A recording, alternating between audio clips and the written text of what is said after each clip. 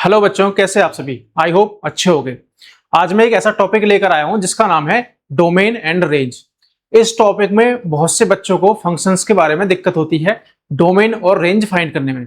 तो अगर आज की वीडियो आप पूरी देखते हैं तो आपको आगे डोमेन एंड रेंज में कोई भी प्रॉब्लम नहीं आने वाली। जब आप इस वीडियो को लास्ट में खत्म कर रहे होंगे ना, तो आप डोमेन एंड रेंज को अच्छे से कर पाएंगे। तो आज की वीडियो हम शुरू करते हैं। तो हमें सबसे पहले समझना है कि मान लो मेरे पास एक फंक्शन है। ठीक है, पहले मैं एक एग्जांपल लेता हूं। मेरे पास ये एक फंक्शन है y इक्वल्स टू 1/x-2। अब ये फंक्शन है, क्या इस फंक्शन में हम x की कोई भी वैल्यू पुट कर सकते हैं? क्या इसकी में जो आप फंक्शन देख पा रहे हैं, यहां पर x की कोई भी वैल्यू पुट कर सकते हैं क्या? तो वो आपको सोचना है। उससे पहले मैं आपको एक बात बता दूं जो हमने पिछली वीडियो में पढ़ी थी। मान लो कोई भी फंक्शन है f, वो एक सेट से दूसरे सेट पर डिफाइन है। अगर आपने लास्ट वीडियो नहीं देखी है तो मैंने फंक्शन के बेसिक्स के बारे में बताया है, उस वीडियो को जाकर जरूर करें क्योंकि उससे आपके बेसिक्स अच्छे हो जाएंगे। तो आपको यहां पर ये वाली वीडियो अच्छे से समझ में भी आएगी। लेकिन उससे पहले मैं एक बात बताऊं आपको। तो हमने फंक्शन के बारे में पढ़ा था। फंक्शन f जो होता है वो किसी एक सेट a से b पर होता है, और हमें पता है कि जो पहले वाला सेट है इसे हम डोमेन बोलते हैं।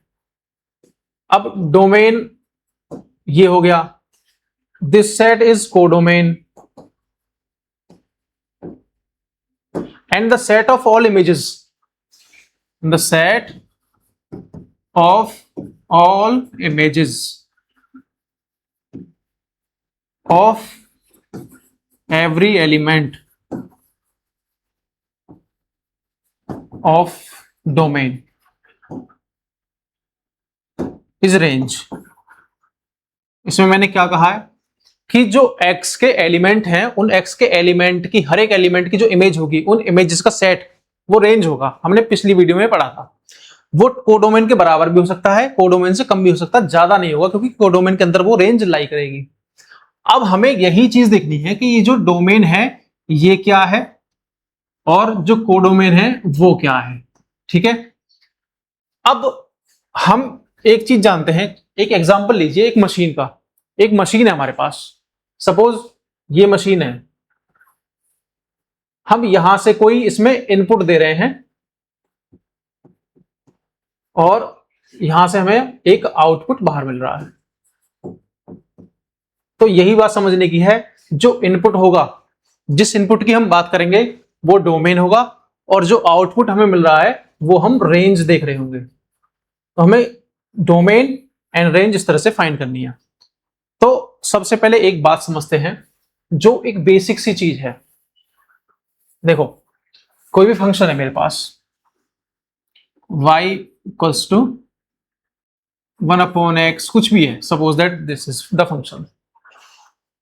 और हमें उससे पहले इस फंक्शन को सॉल्व करने से पहले हमें यह देखना है कि अगर हम y इक्वल्स टू 1/0 ले रहे हैं तो क्या ये फंक्शन यहां डिफाइन होगा?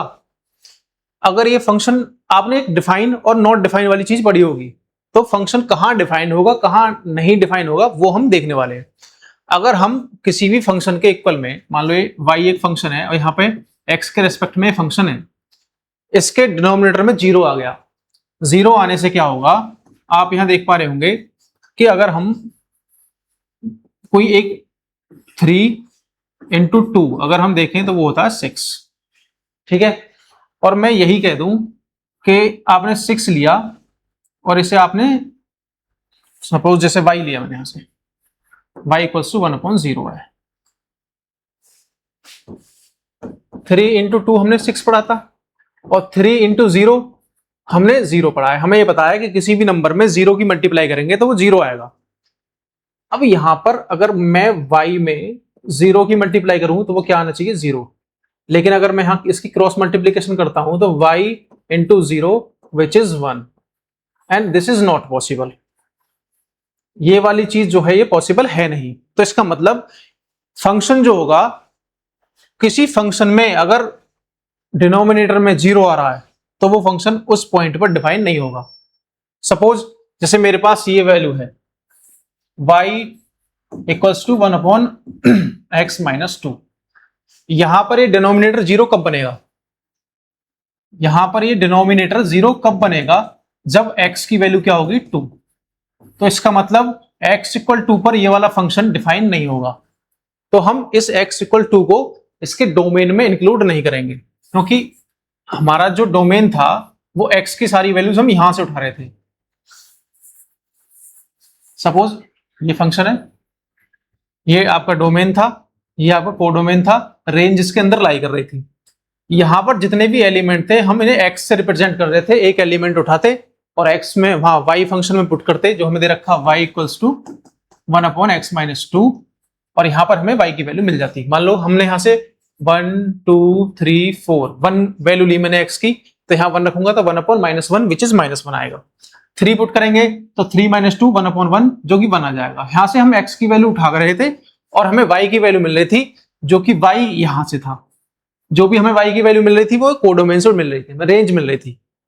ठीक है, अब ये हो गया आपका कि अगर कोई भी फंक्शन हमें गिवन है तो उसके डिनोमिनेटर में 0 नहीं आना चाहिए। एक रूल तो हमारा ये हो गया। दूसरा रूल ये है कि अगर कोई फंक्शन हमारे पास स्क्वायर रूट में, suppose that y equals to √1 - x², तो हमें पता है कि कोई भी अगर स्क्वायर रूट में फंक्शन है और हम फंक्शन जो पढ़ रहे हैं वो रियल टू रियल पढ़ रहे हैं, रियल सेट से हम रियल सेट पर ही पढ़ रहे हैं फंक्शन, यहां पर हमने कॉम्प्लेक्स की कोई बात नहीं की है। तो set of all real numbers है R यहां पर, तो R जो है set of all real numbers है, तो रियल वैल्यूज की बात हो रही है। तो स्क्वायर रूट के अंदर कोई भी वैल्यू आएगी, मान लो 64 है, 8 है, 2 है और -4 ले ली मैंने, ये आपकी रियल वैल्यू देगा, ये भी रियल वैल्यू है और ये भी रियल वैल्यू है, क्योंकि इनके स्क्वायर रूट निकाले जा सकते हैं, नेगेटिव नहीं अंदर। अब ये वाला जो स्क्वायर रूट है ये आपने पढ़ा भी हो 11th में, तो ये एक आयोटा साथ आता है, इसमें हम कॉम्प्लेक्स नंबर पढ़ेंगे वहां समझेंगे इस चीज को। तो जब यहां पर ये इमेजिनरी नंबर दे रहा है तो इसका मतलब ये वाली चीज हम इंक्लूड नहीं करेंगे। तो इसका मतलब ये है कि दो हमारे गोल्डन रूल्स हैं डोमेन और रेंज फाइंड करने के। एक तो हमारा जो डिनोमिनेटर है, फ्रैक्शन पढ़ी होगी आपने, 1 मिनट रुकिए। देखो कोई भी फ्रैक्शन है हमारे पास, this is the fraction px/qx, ठीक है, ये हमारे पास फ्रैक्शन है, इसे हम बोलते हैं न्यूमरेटर और इसे हम बोलते हैं हम डिनोमिनेटर। अगर किसी का डिनोमिनेटर 0 नहीं होना चाहिए फंक्शन का, उस वैल्यू पर वो फंक्शन डिफाइन नहीं होगा। और एक स्क्वायर रूट जो होगा, स्क्वायर रूट कभी भी नेगेटिव नहीं होना चाहिए। अगर आप ये चीज समझ गए तो डोमेन एंड रेंज के क्वेश्चन आप कर जाओगे। तो यही चीज हमें यहां समझनी थी। अगर ये बात आपके समझ में आ गई है तो अब हमें एक क्वेश्चन करना है, find the domain and the range of the real function. अब डोमेन क्या है, अब मैंने यहां एक फंक्शन लिया fx, देखो मैंने बताया था fx को हम y भी बोलते हैं, ये एक एलिमेंट है किसका है, रेंज का। अब fx equals to 1/x + 3, x की वो वैल्यू जिसके लिए फंक्शन डिफाइन नहीं होगा, x की वैल्यू, x कहां से आता है, डोमेन से, x जो आता है वो डोमेन से आता है। x की वो वैल्यू जिसके लिए ये वाला फंक्शन डिफाइन नहीं होगा। तो इसका मतलब अगर ये x + 3 0 हो जाता है तो ये फंक्शन डिफाइन नहीं होगा। तो इसका मतलब x इक्वल्स टू -3 पर एक ही वैल्यू ऐसी है जहां पर डिनोमिनेटर 0 बन जाएगा। अब बात ये समझनी है आपको कि हम रियल टू रियल बात कर रहे थे, तो इस रियल सेट में यहां पर जो डोमेन था आपका एक रियल सेट था, इस रियल सेट में इसके किसी भी एलिमेंट से कोई प्रॉब्लम नहीं है, इस फंक्शन को सिर्फ प्रॉब्लम है तो वो -3 से। तो इसका मतलब इसमें से हम -3 को एक्सक्लूड कर देंगे, ये आपका डोमेन आ जाएगा। तो अब सिंपल सी बात है, आपका डोमेन क्या हुआ, डोमेन हो जाएगा आपका रियल नंबर में से आप -3 एक एलिमेंट है उसे हटा दो, बस ये आपका डोमेन हो जाएगा, ये फंक्शन यहां पर डिफाइन हो जाएगा, डोमेन आ गया। अब बात आती है रेंज की। रेंज कैसे फाइंड करोगे, इस फंक्शन को हम क्या मानते हैं, हमें पता है ये फंक्शन है y equals to 1/x + 3, cross multiplication करते हैं।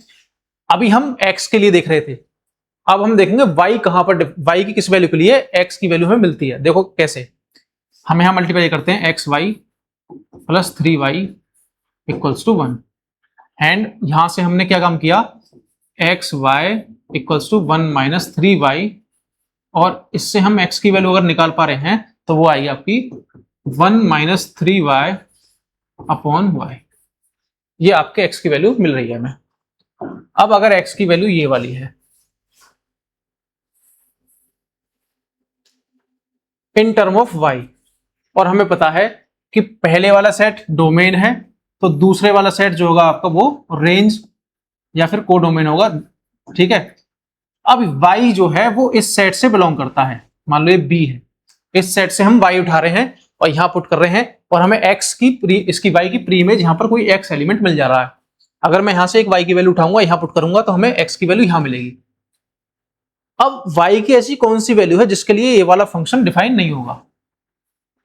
अगर मैं नीचे देखूं तो ऐसी चीज जो जीरो ना बनाए नीचे वो है y इक्वल्स टू 0। अगर y सीधा 0 हो जाए तो वो डिफाइन नहीं होगा। तो इसका मतलब यहां पर हमें y इक्वल्स टू 0 से प्रॉब्लम है, इस फंक्शन को y इक्वल 0 से प्रॉब्लम है। तो इसका मतलब रियल नंबर के सेट में अगर हम -0 निकाल दें इसमें से तो ये आपकी आ जाएगी रेंज, ठीक है। तो ये होगी आपकी रेंज। तो इस तरह से हम डोमेन एंड रेंज फाइंड कर सकते हैं। नेक्स्ट क्वेश्चन, आपका जो ये वाला क्वेश्चन है इसमें आपसे डोमेन पूछा है और डोमेन कैसे फाइंड करेंगे चलिए वो देखते हैं। हमारे पास क्वेश्चन है f(x) equals to x square minus x plus 1 upon x square minus 5x plus 4। अब हमें पता है ये स्क्वायर रूट वाला फंक्शन तो है नहीं, यहां पर कहीं भी स्क्वायर रूट नहीं है। इसका मतलब ये है जो यहां पर डिनोमिनेटर है आपका ये 0 नहीं होना चाहिए। तो इसका मतलब ये हुआ x square minus 5x plus 4 should not equals to 0 और आपका इसे फैक्टर करोगे वो आपके इस तरह से होंगे, 0 के इक्वल लेके चलते हैं फिलहाल, हम बताऊंगा क्यों। x माइनस 4 माइनस 1 और x minus 4 equals to 0 and this will give us x minus 1 into x minus 4 equals to 0। और यहां से अगर मैं x की वैल्यूज फाइंड करूंगा तो x की वैल्यू एक तो आएगी 1 और एक आएगी 4, 1,4। अब यहां से आप सीधा सीधा ये देख पा रहे होंगे कि अगर x की वैल्यू में 1 पुट करूं, हाँ देखो 1 माइनस 5, x की वैल्यू मैंने 1 पुट की 1 माइनस 5 प्लस 4 यानी 5 माइनस 5 विच इज 0। तो यहां पर 0 बनेगा एक तो ये। अगर मैं x की वैल्यू 4 पुट करूं तो यहां देखो 16 माइनस 20 प्लस 4, इन दोनों को ऐड करोगे 20 माइनस 20 इक्वल्स टू 0, ठीक है। तो इसका मतलब ये हुआ कि 2 पॉइंट ऐसे हैं इस फंक्शन के 1 और 4 जहां पर ये फंक्शन अनडिफाइंड है। तो इसका मतलब ये हुआ, इसके अलावा हमें रियल सेट से कोई प्रॉब्लम नहीं है तो रियल सेट में से हम इन 2 एलिमेंट्स को हटा देंगे 1 और 4। तो ये आपका डोमेन आ जाएगा। और अगर इसकी रेंज की बात करूं तो रेंज फाइंड करना इसकी थोड़ी टफ है, लेकिन उसका मेथड ये है कि हम इसे y के इक्वल मानेंगे। देखो इसे हम y equals to x square minus x plus 1 upon x square minus 5x plus 4 इसे मानेंगे और यहां पर हम एक इक्वेशन बनाएंगे वो एक्स स्क्वायर में बनेगी, x square plus something into x plus constant equals to 0। यहां से हम x की वैल्यूज फाइंड करेंगे। x इक्वल्स टू आपने पढ़ा होगा क्वाड्रेटिक इक्वेशन में minus b plus minus under root b square minus 4ac upon 2a। तो यहां से जो x की वैल्यू निकल कर आएंगी 2, उन x की वैल्यूज पर देखेंगे यहां पर कहां 0 नहीं बन रहा है, मतलब कहां 0 बन रहा है तो उन पॉइंट को रियल नंबर में से हटा देंगे, ठीक है। इस तरह से हम यहाँ रेंज फाइंड कर सकते हैं। तो ये आपका हो गया दूसरा क्वेश्चन। थर्ड क्वेश्चन की तरफ चले तो तीसरा क्वेश्चन क्या है, देखो अब यहां पर ये स्क्वायर रूट वाला क्वेश्चन आ गया। स्क्वायर रूट वाले क्वेश्चन में ये है कि ये वाला पार्ट और नीचे ये वाला पार्ट, इसको अलग अलग लेकर सॉल्व करेंगे हम। अगर स्क्वायर रूट है हमारे पास तो इसका मतलब ये है, एक तो स्क्वायर रूट हमारे पास ये है और एक स्क्वायर रूट हमारे पास ये है एक्स स्क्वायर माइनस 1। इसका मतलब ये है कि ये वाली वैल्यू जो है नेगेटिव नहीं होनी चाहिए। स्क्वायर रूट में मैंने बताया था कि अंदर नेगेटिव वैल्यूज नहीं होनी चाहिए। नेगेटिव वैल्यू का मतलब जीरो के बराबर या जीरो से बड़ी। आपने रियल लाइन पढ़ी होगी, यहाँ जीरो है, जीरो से आगे यहाँ पॉजिटिव वैल्यूज हैं रियल नंबर की और यहाँ नेगेटिव वैल्यूज हैं। इसका मतलब ये होगा जीरो के बराबर हो या जीरो से बड़ी हो। अगर जीरो के बराबर हो जाएगा ये तो आपका फिर भी पॉजिटिव है। तो इसका मतलब ये हुआ कि ये वाली वैल्यू 3 माइनस एक्स ग्रेटर और इक्वल टू जीरो, जीरो के बराबर हो या जीरो से बड़ी हो। अगर इसके साइन चेंज करेंगे हम, इस एक्स को पॉजिटिव कर दोगे, बाई 3 को नेगेटिव, तो इसके साइन यहाँ भी ये साइन चेंज हो जाएगा। इसे इधर ले गए और जीरो इधर आ गई तो ठीक है। तो ये आपका x minus 3 less than zero और x जो है आपका लेस और इक्वल 3, यानी कि x आपका 3 से छोटा या बराबर होना चाहिए, 3 से बड़ा नहीं होना चाहिए। अगर यहां पर 3 से बड़ी वैल्यू हो गई x की इसके लिए तो ये नेगेटिव हो जाएगा। सपोज ये x की वैल्यू 4 हो गई तो आप क्या देखोगे 3 minus 4 which is minus 1 root के अंदर। तो यहां पर x की वैल्यू आपकी 3 से बड़ी नहीं होनी चाहिए, 3 से छोटी होनी चाहिए या 3 के बराबर हो। दूसरा जो है आपका एक है एक्स स्क्वायर माइनस 1, जो ये भी स्क्वायर रूट के अंदर है तो इसका मतलब ये भी ग्रेटर और इक्वल जीरो होना चाहिए। अब उससे पहले एक कंसेप्ट समझ लो। मेरे पास अगर कोई भी, जैसे मान लो X square minus 5x plus 4 था हमारे पास, एक जो अभी पीछे एक इक्वेशन पढ़ी थी हमने, साफ दिख रहा? ठीक है। तो अगर इसे मैं सॉल्व करूं तो अभी हमने इसके फैक्टर किए थे, वो आए थे x माइनस 1 और x minus 4 equals to 0 and x equals to 1 and 4। ये हमारे पास 2 पॉइंट मिले थे। अगर मैं एक लाइन खींचूं, एक रियल नंबर लाइन, मैंने यहां से एक लाइन ड्रॉ की। अब इस लाइन पर आप सभी जानते होंगे, आप ये जानते होंगे कि ये आपका 0 है, इस 0 से हमें कोई मतलब नहीं है। नेगेटिव है, यहां पॉजिटिव वैल्यूज होंगी, यहां नेगेटिव वैल्यूज होंगी। फिलहाल इस थोड़े टाइम के लिए 0 को हटा देते हैं। 2 पॉइंट आए थे आपके 1 और 4। अगर आपका 0 यहां सपोज करो तो 1 आपका कहीं यहां होगा और 4 आपका कहीं यहां होगा। ये 1 है, ये 4 है। अब इसमें आपको ये बात समझनी है कि अगर मैं 4 से बड़ी वैल्यूज देखता हूं, पहले 4 है ना हमारे पास, 2 पॉइंट आए थे, इस पॉइंट के राइट साइड में जाते हैं। 4 के बड़ी वैल्यू एक मैंने 5 ले ली। इस 5 को मैं बारी बारी से यहां पुट करूं, 5 minus 1 4 into 5 minus 4 into 1 which is 0, sorry which is 4, जो कि ग्रेटर आपका 0 होगा, 0 से बड़ा होगा, यानी पॉजिटिव वैल्यू होगी। तो इसका मतलब जो आपका ये वाला फंक्शन था पूरा, ये वाला फंक्शन, ये यहां पर इस डोमेन में पॉजिटिव होगा। 4 से ऊपर जाने पर, 4 से ऊपर जाने पर पॉजिटिव होगा। और जहां पर आपको ऐसे पॉजिटिव मिल जाए तो आप फ्लिप करते हुए चले जाइए। इसके बाद में ये डोमेन बना आपका, यहां पर ये set negative, sorry function negative होगा। 1 से इधर आ जाइए, क्योंकि पॉइंट हमें कौन से मिले थे, 1 और 4। हमें 0 से फिलहाल कोई मतलब नहीं, क्योंकि पॉइंट जो हमने फाइंड किए थे 1 और 4 फाइंड किए थे। 1 से कम पर इधर माइनस इनफाइनाइट है, तो माइनस इनफाइनाइट से 1 के बीच में ये फिर पॉजिटिव हो जाएगा। तो ये 3 जगह ऐसा होगा जहां पर 2 जगह तो ये पॉजिटिव होगा और एक जगह पर यहां पर नेगेटिव होगा। अब इसी कंसेप्ट को हम अप्लाई करते हैं यहां पर। जो आपका एक्स स्क्वायर माइनस 1 है, इसके अगर फैक्टर करेंगे तो वो आएगा एक तो x प्लस 1 और एक x माइनस 1, और ये पॉजिटिव होना चाहिए, यानी 0 से बड़ा होना चाहिए, या 0 हो या 0 से बड़ा हो। तो इसका मतलब ये हुआ कि अगर ये पॉजिटिव कब होगा, तो इसके 2 हमें पॉइंट्स मिले। कौन कौन से पॉइंट मिले?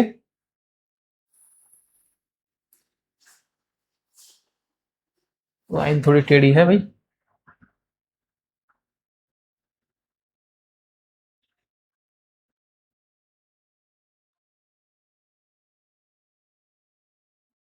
चलो, 2 पॉइंट कौन कौन से थे? एक तो 1 था और एक माइनस 1 था। अगर यहां 0 है तो 1 आपका यहां होगा और माइनस 1 आपका यहां होगा। अब हम एक से बड़ी वैल्यू लेते हैं, मान लो 2 ले लेते हैं। अगर 2 यहां पुट करूं, 2 प्लस 1 3, 2 माइनस 1 1, यानी 3 इंटू 1 विच इज 3, जो कि आपका पॉजिटिव होगा। तो इस डोमेन में ये आपका फंक्शन पॉजिटिव होगा, इस डोमेन में पॉजिटिव है, और फिर आप इस डोमेन में आओगे तो यहाँ नेगेटिव हो जाएगा, फ्लिप करते हुए चलेंगे, पॉजिटिव फिर नेगेटिव फिर पॉजिटिव, तो ये यहाँ फिर यहाँ भी पॉजिटिव होगा। और हमें एक्स स्क्वायर माइनस वन की वो वैल्यूज लेनी है जिसके लिए ये वाला function x square minus one positive हो। पॉजिटिव किन किन उसमें है डोमेन में, ये माइनस इनफाइनाइट से ये माइनस वन है।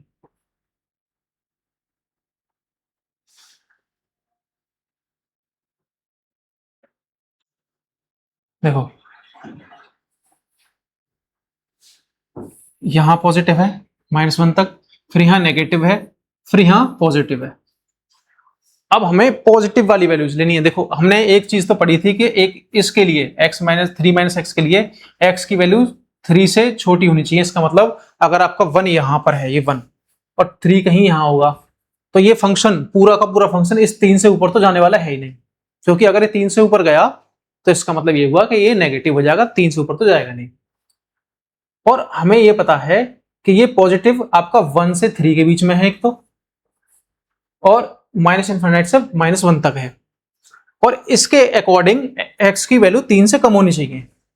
तो हम इस वाले फंक्शन के लिए तो 3 से पीछे कहीं भी जा सकते हैं, लेकिन इस वाले फंक्शन को अगर हम ध्यान में रखें तो ये वाला पोर्शन जो ये वाला डोमेन है, तो ये वाला डोमेन जो होगा यहां पर ये फंक्शन नेगेटिव है, तो हमें इसे एक्सक्लूड करना होगा, क्योंकि यहां से कोई भी वैल्यू हम उठाएंगे तो ये तो पॉजिटिव आ जाएगा, लेकिन ये वाला स्क्वायर रूट नेगेटिव आएगा तो ये कॉम्प्लेक्स नंबर बनेगा। तो हम इस वाले डोमेन को एक्सक्लूड कर देंगे, यानी हटा देंगे। तो इसका मतलब ये हुआ कि जो हमारा डोमेन होगा माइनस इनफाइनाइट से माइनस वन तक बिल्कुल रैपिडली जाएगा, कोई दिक्कत नहीं है हमें, माइनस इनफाइनाइट से माइनस वन, ठीक है। और फिर माइनस वन से लेकर 3 तक इसका यूनियन कर दीजिए, माइनस वन से, सॉरी 1 से लेकर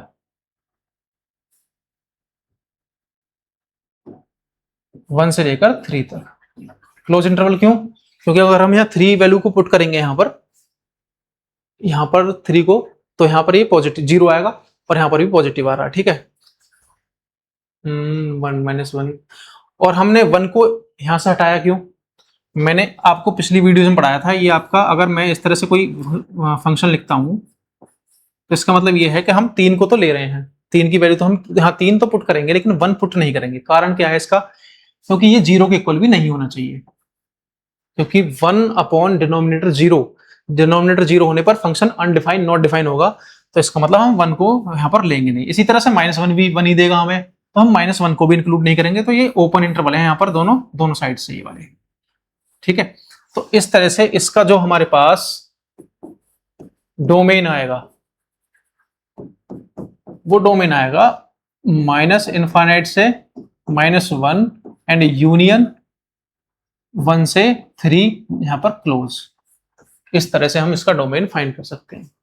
जहां पर स्क्वायर रूट वाले फंक्शन में स्क्वायर रूट फंक्शन है और उसके अंदर एक क्वाड्रेटिक इक्वेशन आ गई, जैसे यहां पर क्वाड्रेटिक इक्वेशन ही है, तो आपको इस तरह से नेगेटिव पॉजिटिव फाइंड करने हैं, ठीक है। और उम्मीद है जैसे आपने यहां देखा होगा समझ में आया होगा, आप इस तरह से क्वेश्चन कर सकते हो। अब नेक्स्ट फंक्शन है हमारे पास y equals to x minus two and x minus three. देखो यहां स्क्वायर रूट है, देखो स्क्वायर रूट है, सॉरी स्क्वायर रूट नहीं है, यहां केवल आपकी डिनोमिनेटर और न्यूमिनेटर है, स्क्वायर रूट है नहीं, तो हमें सिर्फ नीचे वाला फंक्शन देखना है, ये 0 नहीं होना चाहिए। तो इसका मतलब ये x इक्वल 3 पर 0 हो रहा है, तो हम पूरे रियल नंबर के सेट से कोई प्रॉब्लम नहीं है, सिर्फ 3 से प्रॉब्लम है, तो हम डोमेन के लिए r माइनस 3 कर देंगे, 3 को हमने हटा दिया, तो ये तो आपका आ गया डोमेन।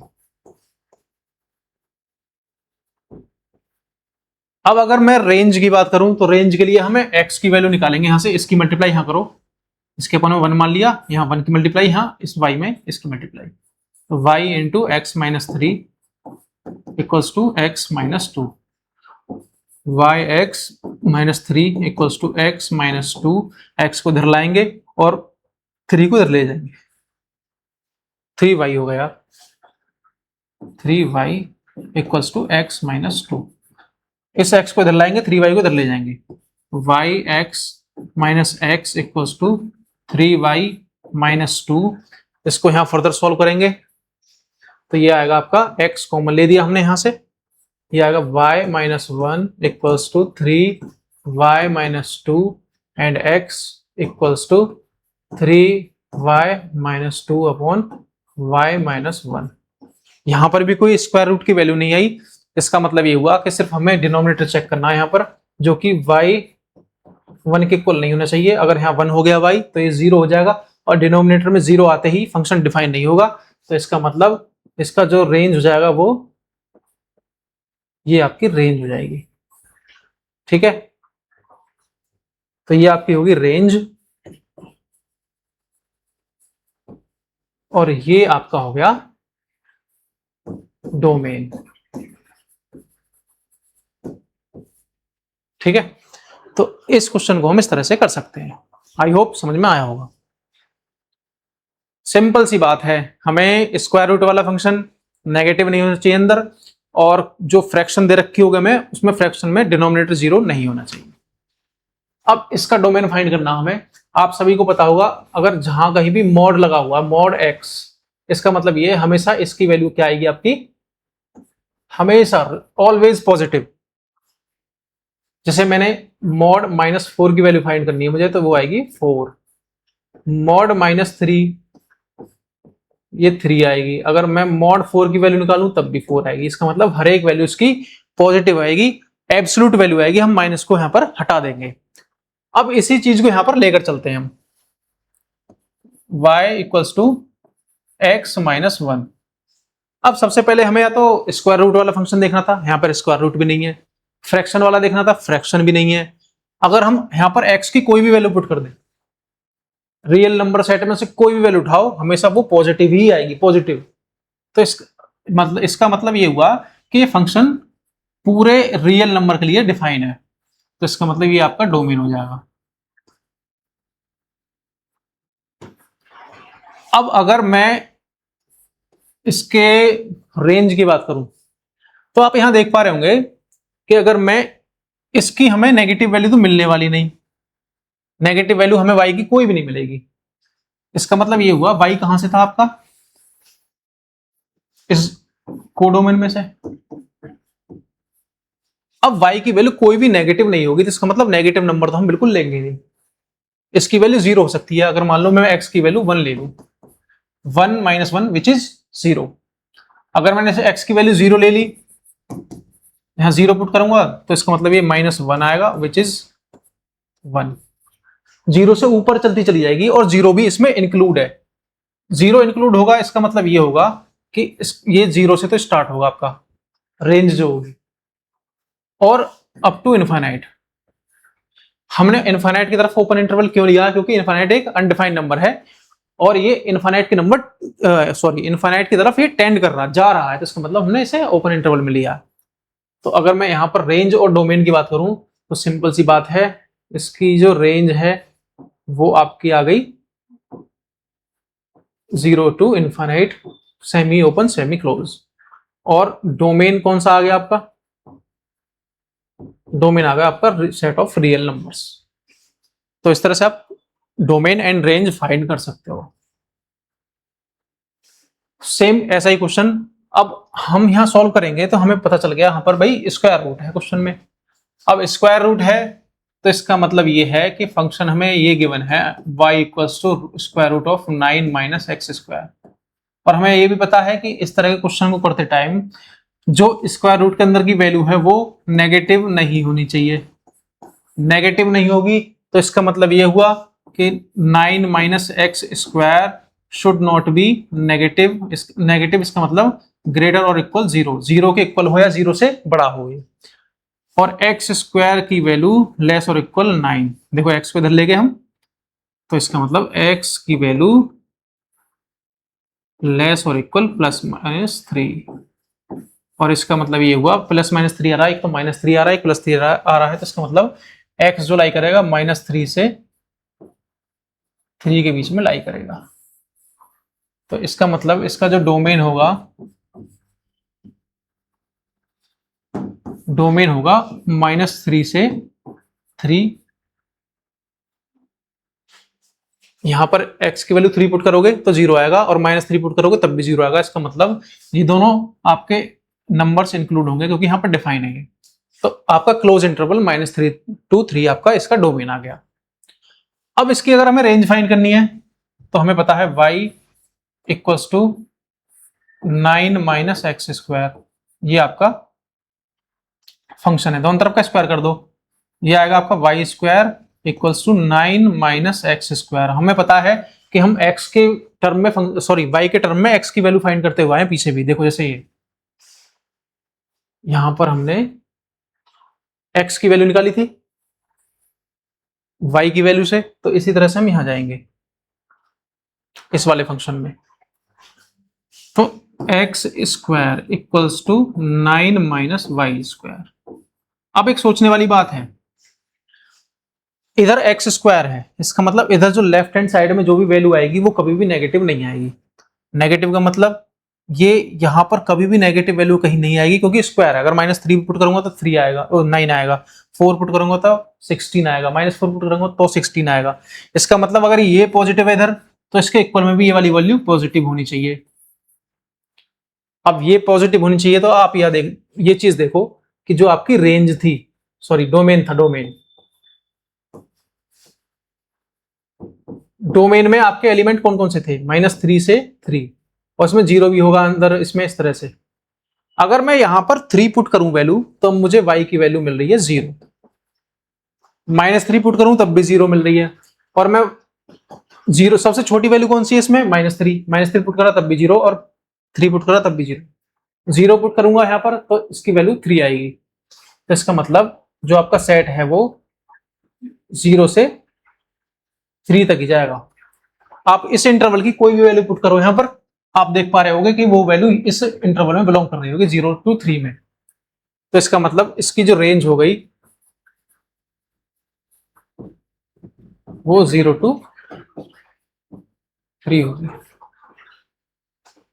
ठीक है, तो इस तरह से ये वाला क्वेश्चन भी हो जाएगा। क्वेश्चन हो रही है, हाँ एक और क्वेश्चन है, देखो आगे और भी है। चलो ये वाला क्वेश्चन देखते हैं। टाइम ठीक है,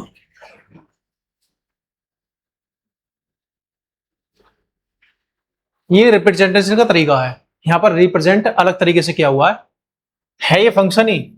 इसका मतलब ये है कि अगर x की यहाँ पर पहली वाली वैल्यू जो है x होती है हमेशा, अगर मैं x पुट करूं तो y की वैल्यू मुझे ये मिलती है। तो इसका मतलब f(x) equals to x² upon x² plus 1, ये हमें गिवन है, ये गिवन है। तो इसका मतलब यही है कि हम इसे y मानते हुए चल रहे थे पहले से ही।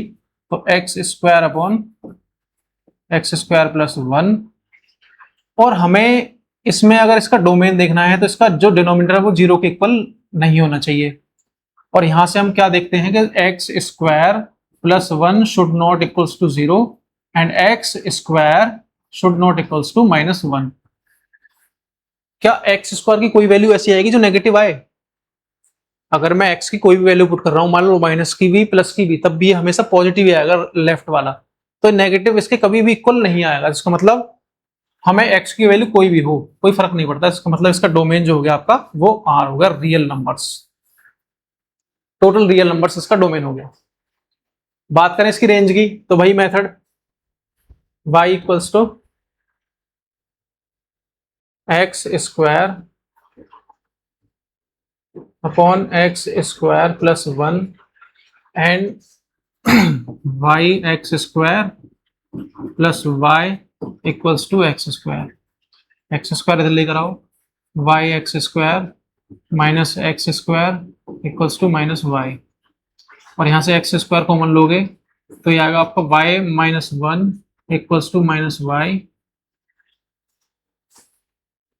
और x² equals to -y upon y-1, और नीचे से माइनस कॉमन ले दोगे तो आपकी ऊपर वाली वैल्यू भी पॉजिटिव हो जाएगी, y अपॉन 1 - y। हमारे पास ये वाला फंक्शन आया। इस फंक्शन से आप क्या समझोगे, that the right hand side and left hand side should be equal. It means x square will always be positive, किसी भी नंबर का स्क्वायर हमेशा पॉजिटिव होगा। तो ये वाली साइड जो होगी आपकी, ये वाली साइड RHS, ये भी हमेशा पॉजिटिव होनी चाहिए और y 1 के इक्वल नहीं होना चाहिए। इसका मतलब इसमें y एक तो 1 के इक्वल तो है ही नहीं, सीधी सी बात हमें दिख रही है। डिनोमिनेटर 0 नहीं होना चाहिए, y 1 के इक्वल नहीं होना चाहिए, ये बात है। और ये पॉजिटिव होना चाहिए।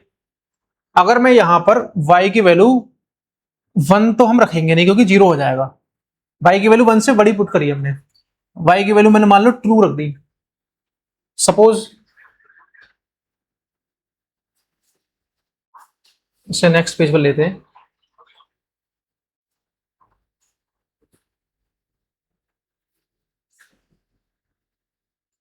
X square equals to y upon 1 minus y, ये वाली वैल्यू थी हमारे पास।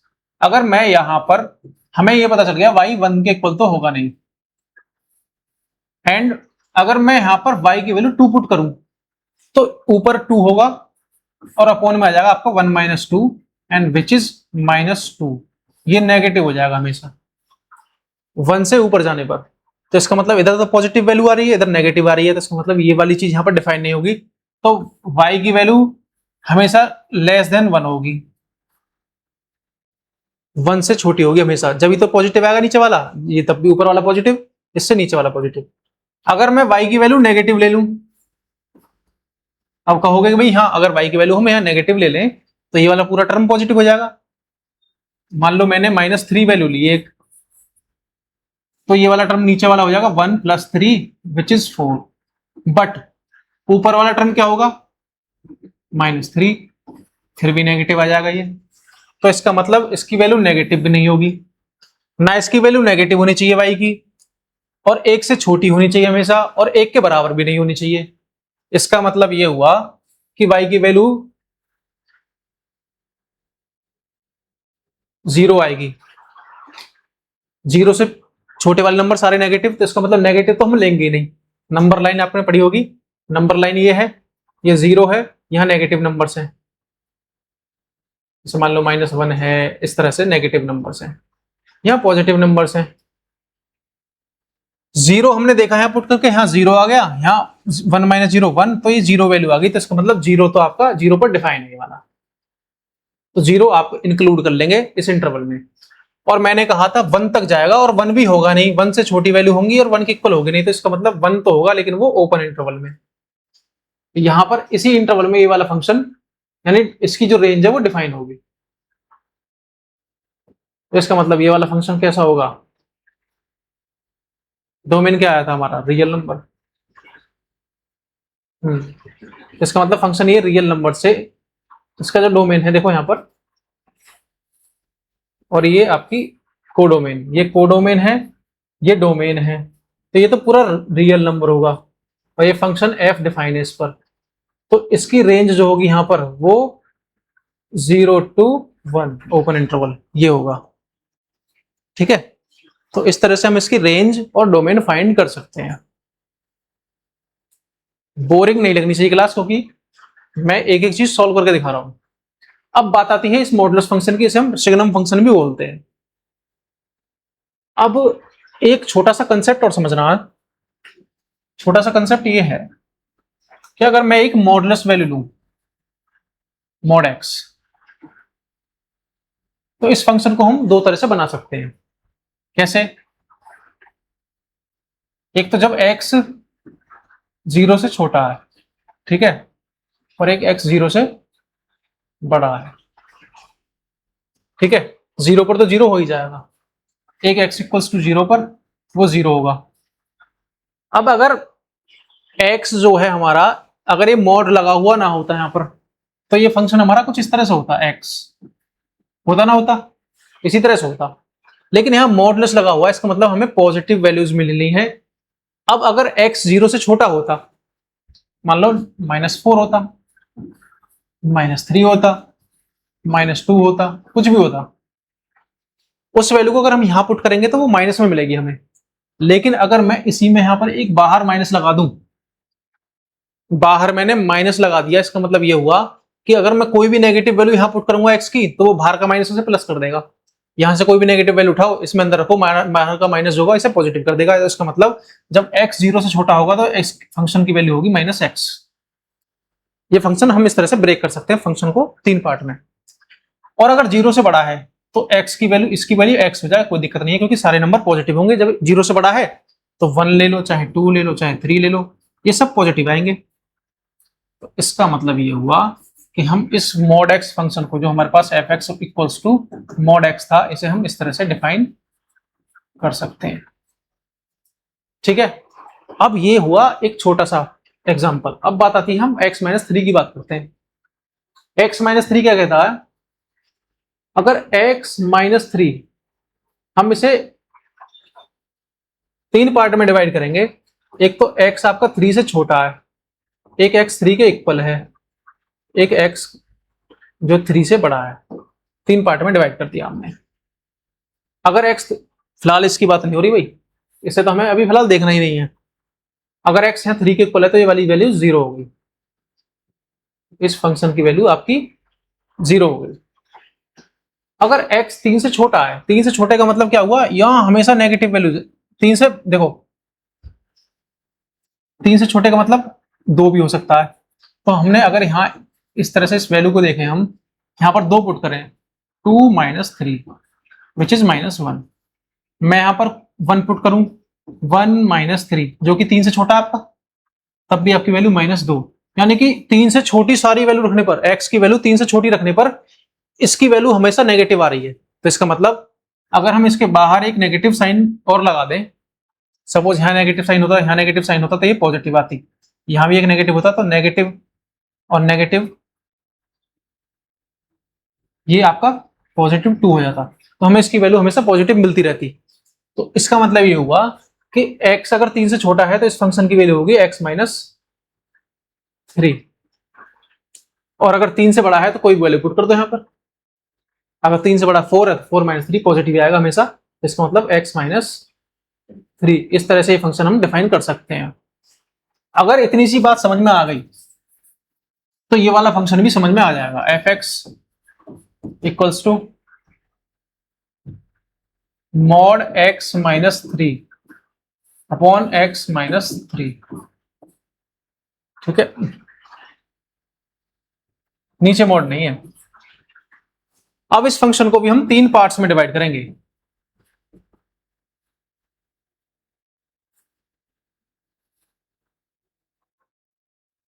एक, जब x 3 से छोटा है, x 3 के बराबर तो होगा ही नहीं, क्योंकि यहाँ 3 के इक्वल पुट कर दिया तो ये आपका 0 बन जाएगा, 3 होगा नहीं। और एक होगा आपका x 3 से बड़ा। x = 3 की बात हम नहीं करेंगे क्योंकि डिनोमिनेटर 0 हो जाएगा। अगर x 3 से छोटा है तो mod x-3 की वैल्यू क्या थी हमारे पास, -x-3। तो इसका मतलब इसे हम सॉल्व करेंगे तो ये -x-3 आएगा, और अपॉन में x-3 पहले से ही है। समझ गए ना? ये वाला फंक्शन जो था हमारा, ये mod x-3 को सॉल्व किया था हमने, इसे हमने इस तरह से ब्रेक कर लिया। जब x की वैल्यू 3 से छोटी है, लेस है, तो इसका मतलब इसकी वैल्यू -x-3 आएगी। और जब हम 3 से कम की बात कर रहे हैं तो ये इसकी value x-3 with minus sign, ये इससे 1 टाइम कटेगा, इसका मतलब इसकी वैल्यू -1 आएगी। तो इसका मतलब ये -1 हो गया। If x is greater than 3 then the function is x-3। 3 से बड़ा होने पर फंक्शन x-3 है। तो यहां पर mod x-3 की प्लेस पर x-3 upon x-3 which is 1, ये 1 आ जाएगा। तो इसका मतलब ये हुआ कि जो फंक्शन होगा ये 3 से बड़ी वैल्यू पर, x की 3 से बड़ी वैल्यू पर हमेशा 1 आएगा, हमेशा, चाहे कोई वैल्यू पुट कर दो। 4 रखो है, 4 - 3 1, 4 - 3 1, पॉजिटिव आया। इसी तरह से यहां पर अगर नेगेटिव वैल्यूज पुट करेंगे तब ये -1 आएगा, x की वैल्यू 3 से कम हो जाएंगी तब। इसका मतलब ये हुआ कि जब हमें ये फंक्शन क्या होता है, मैंने बताया था आपको, y होता है, और y की वैल्यू हमें या तो -1 मिल रही है या फिर 1 मिल रही है। तो इसका मतलब -1 और 1 इसकी क्या हो जाएगी, सॉरी सेट है ये, -1 और 1, ये इसका क्या हो जाएगा, रेंज। ये रेंज हो गई। बात चल रही है डोमेन की। हमें इस पूरे फंक्शन से कोई प्रॉब्लम नहीं है, रियल नंबर की कोई वैल्यू पुट कर दो एक्सेप्ट 3। तो इसका मतलब रियल नंबर माइनस 3, ये वाला नंबर हटा दोगे इसमें से 3, तो ये आपका डोमेन हो जाएगा। तो हम डोमेन को इस तरह से समझ सकते हैं। तो डोमेन की कंसेप्ट आपको क्लियर हुआ होगा, और रेंज का, इसका रेंज कैसे आई इसकी, और डोमेन कैसे आया। हाँ, आगे कोई क्वेश्चन नहीं है। तो देखो, आज की वीडियो जो थी वो आपकी डोमेन एंड रेंज के ऊपर थी। और मैंने शुरू में बताया आपको 3 चीजें इंपॉर्टेंट याद रखनी है। एक तो फ्रैक्शन जो होगी आपकी, फ्रैक्शनल फंक्शन होगा, उसमें आपका डिनोमिनेटर 0 नहीं होना चाहिए। 0 नहीं होने के साथ साथ अगर स्क्वायर रूट फंक्शन है तो उसके अंदर कभी भी नेगेटिव साइन नहीं आना चाहिए, वो नेगेटिव नहीं होना चाहिए, यानी क्वायर रूट फंक्शन कभी भी नेगेटिव नहीं होगा।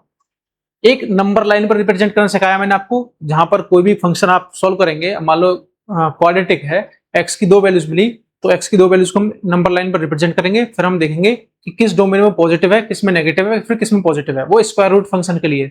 तो जो पॉजिटिव डोमेन्स होंगे वो उठा लेंगे हम, नेगेटिव डोमेन्स को छोड़ देंगे, तो वो आपका वहां पर डिफाइन हो जाएगा फंक्शन, ठीक है। और एक ये मोड वाला था, मॉडलेस वैल्यू आपको समझनी है, मॉडलेस वैल्यू आती कैसे है। तो ये 3-4 कंसेप्ट हैं, अगर ये आपके क्लियर हो गए तो सारे क्वेश्चन आप डोमेन और रेंज के आसानी से कर पाओगे। अगर कोई भी फिर भी डाउट आता है तो आप कमेंट सेक्शन में मुझे बताइए, मैं आपकी हेल्प करने के लिए हमेशा तैयार हूं।